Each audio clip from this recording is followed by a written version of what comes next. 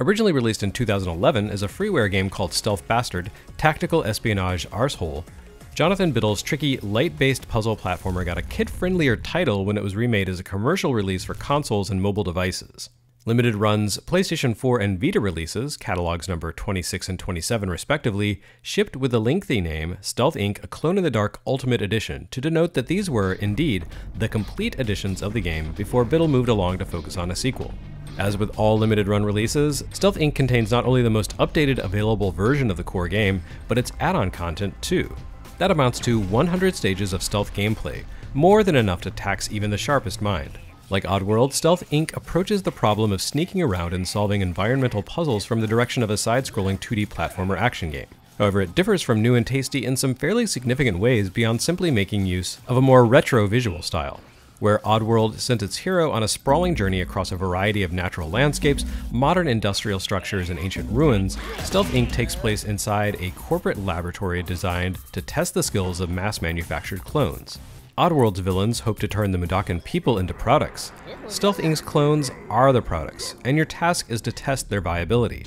It's not the kind of test you want your clone to fail, since it inevitably leads to their death, and the backgrounds are stained with the blood of failed earlier efforts. Each of the game's dozens of stages is a self-contained, multi-phase death trap, with dynamic environmental hazards designed to trigger at unexpected times and catch your poor assembly line human off guard. Not exactly the cheeriest premise. Stealth Inc. differs from Oddworld in another fundamental respect. It's a much faster and looser game. Rather than building on the precision platformer format pioneered by games like The Prince of Persia, Stealth Inc. instead has a faster feel akin to classic platform action games like Super Mario Bros., or perhaps more appropriately, Super Meat Boy. Your clone is a limber little fellow with the ability to run, jump, grab ledges, crouch low to walk through low openings, all the capabilities you expect from a little guy trapped in a terrible circumstance in which life and death hinge upon his nimble athleticism.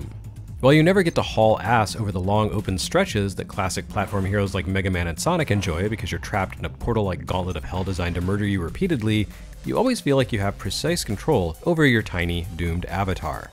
The puzzles in Stealth Inc. may revolve around your clone's platforming capabilities, but sheer twitch skill doesn't count for much here. Even when the walls start closing in on you, or you find yourself suddenly being pinned down by a plunging ceiling lined with deadly spikes, Stealth Inc. is less about pure reflex and more about correctly recognizing patterns and maintaining your cool under pressure. The ever-changing levels are designed to throw you off your stride, but the layouts and environmental details both do a great job of leading your eye toward key objectives, highlighting survivable pathways, and making your goals clear in general. Key to both this visual guidance and the puzzles that populate Stealth Inc. is the mechanic alluded to in the game's title. Stealth Inc. is subtitled A Clone in the Dark, and that's the central design pillar of the entire adventure. The game's stealth mechanics are less about line of sight or slipping about without making excess noise than it is about staying out of the light. While Stealth Inc. wears its influences on its sleeve, its subtitles variously reference Metal Gear Solid's tactical stealth action and the Alone in the Dark horror franchise, it probably owes its greatest debt to Ubisoft's Splinter Cell franchise, wherein protagonist Sam Fisher infiltrated hostile territory by sneaking around in the cover of darkness. Your clone's headgear, a pair of goggles that alternately glow neon green or stoplight red to denote your current state of visibility, are a direct homage to Sam Fisher's iconic night vision gear. In Stealth Inc. you're basically invulnerable in the dark. Enemy robots and surveillance gear can spot you the instant you step into the light, but duck into the shadows and they quickly lose sight of you. The challenge comes in making use of these pools of inky blackness to sneak around and hit the key objectives you need to clear in order to complete a stage, including activating the computer terminal that opens the exit to the next level. As you'd expect, these goals are accessible and simple to begin with, but they quickly escalate in complexity as you advance. The lighting effects in Stealth Inc. aren't so-called baked-in effects, they're dynamically generated from built-in light sources, and the shadows they cast shift realistically. The shadows move, your safe spaces do too. There are 3 states to your visibility in Stealth Inc. Fully visible, which means anything close enough to see you will instantly spot and most likely kill you. Fully hidden, which means you're safe as long as you don't make direct physical contact with an active threat. And partially visible, which means anything that spots you will take a few seconds to confirm your presence before blasting you to shreds. By running along inside the penumbra of a moving shadow, you can slip from one location to another without being seen. But by the same token, those same moving shadows also mean that you can't always simply hunker down in a fixed spot and count on being invisible. Success in Stealth Inc. often revolves around recognizing opportunities to create shadow. In classic puzzler style, the game contains movable objects that obey Sokoban rules. You can push, but not pull them. These moving blocks take the form of small pillars, roughly as wide as your clone, but about twice as tall, and nudging them into critical locations is an essential skill. The moving blocks can be used as makeshift platforms and as handholds to grip the edge of as you leap to higher points. More importantly, they also double as light-occluding objects that generate their own pools of shadow based on their position relative to the nearest light source. In other words, sometimes the light within a stage is fixed. Sometimes it shifts as platforms and other objects move around, alternately blocking and exposing it. Sometimes you have to take matters into your own hands and create your own shadows. And sometimes it's a combination of all three, as fixed light becomes dynamic once you trigger switches to activate moving stage elements, even as you move rolling columns around to further alter the relationship between light and shadow. The core of Stealth Inc. consists of 64 stages across 8 areas, with 16 additional levels that can be unlocked by hitting specific performance goals and perfecting your run through the basic levels.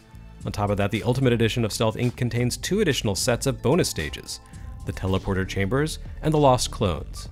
While much smaller than the main game, these expansions make up for it by featuring larger, more challenging levels designed to vex players who have mastered the basic game.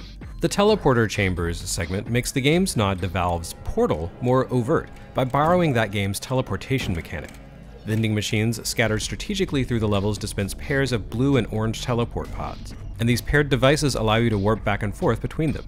There are a few limitations. You need to stand on or hold one device to teleport to its counterpart, and you can only hold one pod at a time. And you target a teleportation destination by physically chucking one of the pods to wherever you want it to go. However, you can hold one pod as you warp in order to carry it with you, and activating the teleport command doesn't necessarily teleport you. If something else, say an enemy, happens to be standing on a pod when you activate the command, you'll make it warp instead, potentially moving it out of your way or even destroying it. The puzzles that emerge from this dynamic mechanic quickly escalate in complexity, making for a truly mind-bending game experience. Meanwhile, The Lost Clones is a sort of super expert level what-if alternate take on the game. It follows the tale of the clone that is unceremoniously squashed to death in the opening stage, exploring the outcome of what might have happened if it had somehow rigged the death trap to fail. The answer to this question, it turns out, is that it would have been forced to make its way through some of the most daunting challenges in the game, though not on its own. From time to time, the other clone from the opening sequence that isn't depicted throughout the main game shows up to solve puzzles in tandem with its fellow survivor. All told, Stealth Inc. is a tricky, demanding game that combines established stealth and puzzle gameplay concepts into a clever new creation all its own. On top of that, it also includes its own level editor, allowing players to attempt to design their own merciless stealth challenges, complete with all the moving platforms and triggers seen in the pre-baked stages. It's a tough but entertaining adventure.